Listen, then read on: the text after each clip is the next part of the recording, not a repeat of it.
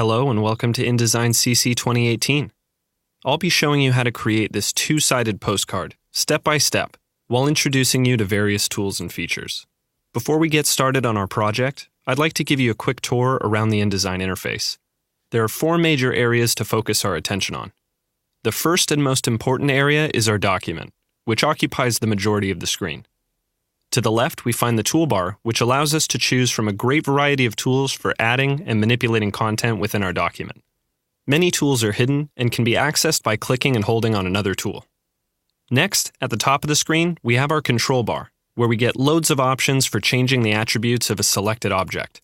Also note that the options on the control bar change automatically for you depending on what type of object or tool you've selected. For example, you get text options when the text tool is selected, and graphic options when the rectangle tool is selected. Lastly, we have our panels on the right-hand side to monitor and modify our work. If your interface looks different, that's because it's completely customizable. Everything can be dragged and dropped to rearrange, and even turned on and off from the window menu at the top of the screen. A quick way to get back to the default interface as it appears on my screen is to click this button on the toolbar to choose from a list of preset workspaces. I'm using Essentials, and if you are too, you can reset everything back to normal here. Now we're ready to begin our project together. I'll close my document here real quick, and now we can create a new blank document together. In this dialog box, we're going to make some choices to set ourselves up for success. Since the intent of our document is print, let's start by heading over to the Print tab. Then let's switch our units to inches, and set the size of our document to 6 by 4 inches. We'll enter 2 for the number of pages so that we'll have both a front and a back. Then turn off facing pages since this isn't a book.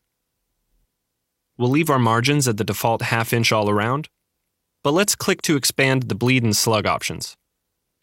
And set our bleeds to 0.125 inches, which is 1/8 of an inch.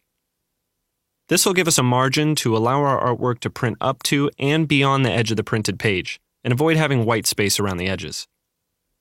You'll notice when I type a value into one of these 4 boxes, the others update to match.